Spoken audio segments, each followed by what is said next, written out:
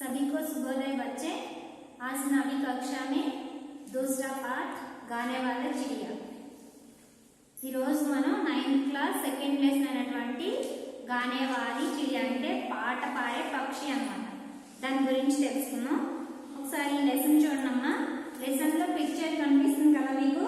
ఇక్కడ క్వశ్చన్స్ దీన్ని బట్టి ముందు మనకి ఏ లెసన్ కైనా ఫస్ట్ ఇచ్చే పిక్చర్ బట్టి లెసన్ ఉద్దేశించి ఆ పిక్చర్ ఇవ్వడం జరుగుతుంది। ఇక్కడ మీకు ఒకసారి చూడండి। ఫస్ట్ క్వశ్చన్ చిత్ర में क्या क्या दिखाई दे रहे हैं। ఇక్కడ ఉన్న పిక్చర్ లో మీకు ఫస్ట్ ఏమేం కనిపిస్తున్నాయి। चित्र में एक किसान और दो बैल है। ఒక రైతు రెండు ఎద్దులు కనిపిస్తున్నాయి। किसान बैलों के हल में लगाकर खेत जोतना दिखाई दे रहे हैं। రైతు ఏం చేస్తున్నాడు ఆ ఎద్దులకు కట్టిన నాగలితో పొలాన్ని దున్నుతూ కనిపిస్తుంది। సెకండ్ క్వశ్చన్ చూడండి। देश के विकास में किसान का क्या महत्व है। దేశం యొక్క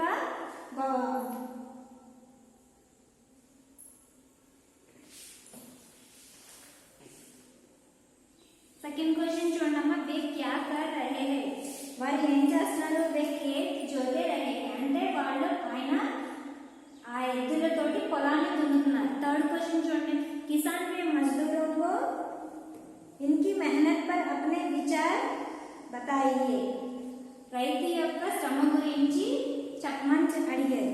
భారత్ गांवों का देश है। భారతదేశం గ్రామానికి పుట్టినిల్లు। ఆ విషయం మనందరికీ తెలుసు కదా।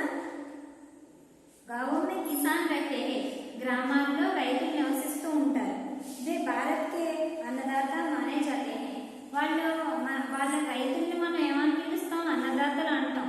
వాళ్ళ యొక్క శ్రమతో వ్యవసాయం చేసి టైంకి వేయవలసిన విత్తనాలు వేసి అవి మొలకలు వచ్చే వరకు వెయిట్ చేసి పంట పండించి మన అందరికీ అన్నాన్ని సప్లై చేస్తున్నారు। అంటే వాళ్ళు మనకి అన్నదాతలు అని లెక్క అనమాట। దేశానికి भारत में अन्न की कभी दूर होती है। అన్నం యొక్క కొరత రాకుండా ఈ రైతుల కృషి వల్ల మన భారతదేశం ఎప్పుడూ నిత్య పంటగా ఉంటుంది। ఓకేనా। ఈ లెసన్ లోకి వెళ్దాం। అంటే ఈ లెసన్ లో ఏంటి మెయిన్ రైతు గురించి వాళ్ళ యొక్క శ్రమ గురించి తెలిపే పాఠం అన్నమాట ఇది లెసన్। ఇక లెసన్ చూద్దామా। एक राजा था वह बहुत ही सुंदर महल में रहता था।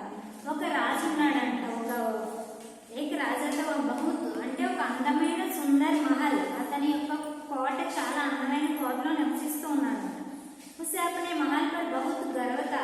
అతని యొక్క అందమైన కోట చూసి చాలా గర్వపడుతూ ఉంటాడు। संसार के कौन से यात्री महल देखने आते थे। ప్రపంచంలో ఎక్కడెక్కడి నుంచి యాత్రికులు వచ్చి అతని యొక్క మహల్ చూడడం కోసం వస్తూ ఉంటారంట। यात्रियों ने अपने यात्रा वर्णन में महल की सुंदरता के बारे में कई बातें लिखी। వాళ్ళు చూసిన మహల్ యొక్క అందచందాలని అక్కడ రాసి వెళ్తూ ఉంటారనమాట। చాలా అందంగా ఉంది, ఎక్కడ ఎలా నచ్చింది అనేది ఆ యాత్రికులు వచ్చి రైట్ చేసి అక్కడ ఒక బుక్ లాంటిది పెడతారు। చూడండి మనం సాలార్జంగ్ మ్యూజియం లాంటి ప్లేస్కి వెళ్ళినప్పుడు కంపల్సరీ అక్కడ మన సైన్ తీసుకుని మీకు నచ్చింది రాయమని చెప్తారు। అలాగే ఆ రాజు అక్కడ వచ్చిన యాత్రికుల నుంచి తీసుకున్న రెస్పాన్స్ అనమాట। వాళ్ళకి ఏది బాగా నచ్చింది, ఎందుకు నచ్చింది అనే విషయాలు అక్కడ రాసి వెళ్తూ ఉండేవారు। उन्होंने एक गाने वाले चिड़िया के बारे में भी लिखा था। అక్కడ ఒక పాట పాడే పక్షి గురించి కూడా ఆ యాత్రికులు రైట్ చేశారన్నమాట।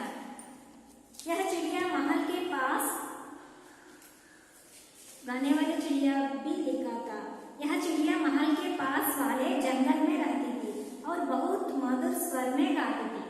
అది ఆ మందిర్ సుందర్ మహల్ కి దగ్గరలో ఉన్న చిన్న అడవిలో నివసిస్తూ ఉండేది। ఆ దాని యొక్క పాట గురించి యాత్రికులు రాయడం ద్వారా రాజుకు తెలిసింది, లేకపోతే ఆ పక్షి గురించి రాజుకు తెలియదు అనమాట। రాజా ने इस चिड़िया को कभी नहीं देखा था। రాజు ఎప్పుడు ఆ పక్షిని చూడనే లేదట। यात्रियों के द्वारा लिखे गए यात्रा वर्णन पढ़ने से राजा को चिड़िया के बारे में पता चला। రాజు ఎప్పుడు ఆ పక్షిని చూడలేదట, పైగా దాని గురించి వినలేదంట। యాత్రికులు రాసిన ఈ యొక్క వర్ణన గురించి చదివినప్పుడు ఈ పక్షి గురించి రాజుకు తెలిసిందంట। राजा ने उस चिड़िया को देखने चाहा। राजा पक्षी चुड़ाने कोरुकुन्नाडु। इसलिए अपने सेवकों के बुलाकर कहा, तुम लोगों ने कभी मुझे गाने वाले चिड़िया के विषय में नहीं बताया। రాజు అతని సైనికుల్ని పిలిచి అడిగాడంట, మీరెవరు నా దగ్గర ఇలా పాట పాడే పక్షి గురించి ఎప్పుడు చెప్పలేదే, నేను ఇలా యాత్రికులు రాసిన రిపోర్ట్ ద్వారా నాకు ఈ విషయం తెలిసింది అని అడిగాను. जंगल से उस चिड़िया को पकड़ लाओ, मैं उसका गाना सुनाना चाहता हूँ. అడవికి వెళ్ళి మీరు ఆ పక్షిని పట్టుకుని రండి, నేను దాని యొక్క పాట వినాలని చెప్పి అతను సైనికుడికి చెప్పి పంపించాడు. రాజా के सेवकों ने भी उस चिड़िया को कभी नहीं देखा था. వాళ్ళు అడవికి ఆ పక్షిని వెతకడం కోసం వెళ్ళారు, కానీ ఆ పక్షి ఎక్కడ వాళ్ళకి కనిపించలేదు. और ना ही पूरे दरबार में कोई इस विषय के बारे में कुछ जानता था. ఆ పక్షి గురించి అతను దర్బార్లో ఉన్న ఎవరికి కూడా తెలియలేదంట. चिड़िया को ढूंढने सैनिक जंगल में गए. పక్షిని వెతకడానికి సైనికులు అడవిలోకి వెళ్ళారంట. ढूंढते ढूंढते उन्हें एक लड़की मिली. వాళ్ళు వెతగ్గా ఒక బాలిక కనిపించిందంట. जिसने चिड़िया को गाते हुए देखा था. ఆ అమ్మాయి ఆ పక్షి యొక్క పాట కోసం ఎదురు చూస్తూ ఉందంట. गाने वाली चिड़िया का नाम लेते ही वह बोली, हाँ हाँ मैं जानती हूँ उस गाने वाले चिड़िया को. ఓహో, వాళ్ళ పక్షి గురించి అమ్మాయిని అడగగానే అమ్మాయి చెప్తుందంట, అవునవును ఆ పక్షి గురించి నాకు తెలుసు, దాని గురించి మీరు వెతుకుతున్నారా అన్నంట. వహ కితనే మధుర స్వరమే గాతి హై, అది ఎంతో తీయగా పాడుతుంది అని చెప్పిందంట. జబ్ మే యహా సే కామ్ సమాప్త్ కర్కే సంధ్యా समय घर लौटती हूँ तो वह मुझे रास्ते भर अपना मीठा मीठा गाना सुनती है. ఆ అమ్మాయి ఏదో ఒక కూలి పనికి వెళ్తుంది అనమాట. ఆ అమ్మాయి పని పూర్తయిపోయిన తర్వాత సంధ్యా సమయం అంటే తను ఈవినింగ్ అనమాట ఇంటికి వెళ్తూ ఉంటే ఆ పక్షి యొక్క పాట వినిపిస్తూ ఆ పాట వింటూ తన ఇంటికి దారంతా ఆ పాట వింటూ ఇంటికి వెళ్ళేదంట. ఇస్సే మేరీ సారీ తపన్ దూర్ హో జాతీ హై. ఆ పక్షి పాట వినడం వల్ల నేను ఉదయం నుంచి ఎంతైతే కష్టపడి పనిచేస్తానో ఆ అలసట అంతా పోతుంది నాకు ఆ పక్షి పాట వల్ల అని ఆ సైనికుడితో ఆ బాలిక చెప్పిందంట. సైనికుల के अनुरोध पर लड़की ने चिड़िया को आवाज दी. సైనికుడి యొక్క ప్రార్థనను మన్నించి ఆ అమ్మాయి ఆ పక్షి దగ్గరికి వెళ్ళి ఇలా చెప్పిందంట. ఆ అమ్మాయి మాట ద్వారా, మేరీ చోటీ సుందర్ చిడియా, నా యొక్క చిన్న పక్షి, हमारे राजा तुम्हारा मधुर संगीत सुनाना चाहते हैं. మన యొక్క రాజుని యొక్క పాటను వినాలని కోరుకుంటున్నాడు అని చెప్పిందంట. क्या तुम उन्हें अपने गाना सुनाओगी? నువ్వు ఆ రాజుని యొక్క పాటను వినిపిస్తావా అని అడిగిందంట. लड़की की बातें सुनकर चिड़िया बोली.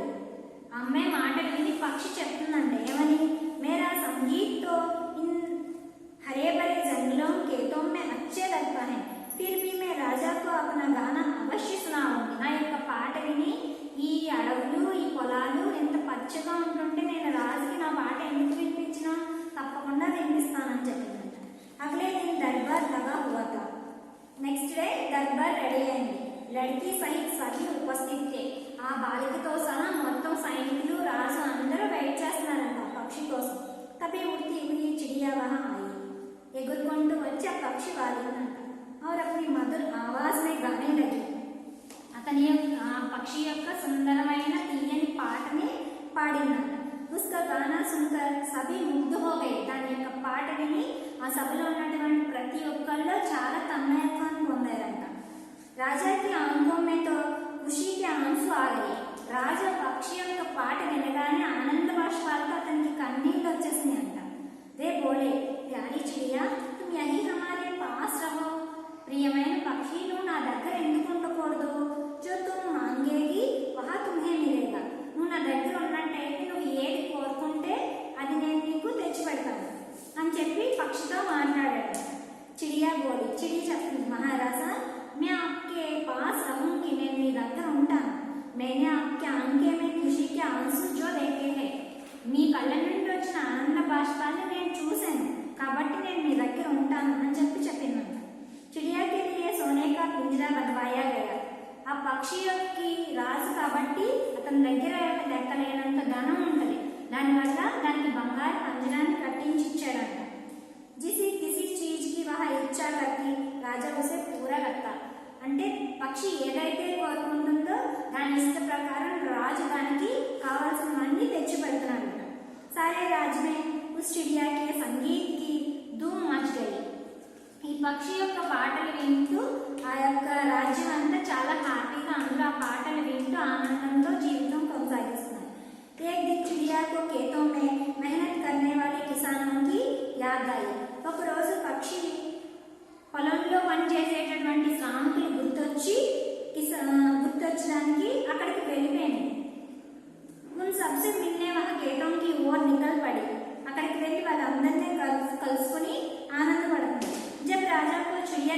नहीं दी। అది రాజుకి చెప్పలేదు కాబట్టి రాజు దాన్ని వెతుక్కుని టెన్షన్ పడుతున్నాడు. तो वह दुखी हुआ और अवस्था हो गया.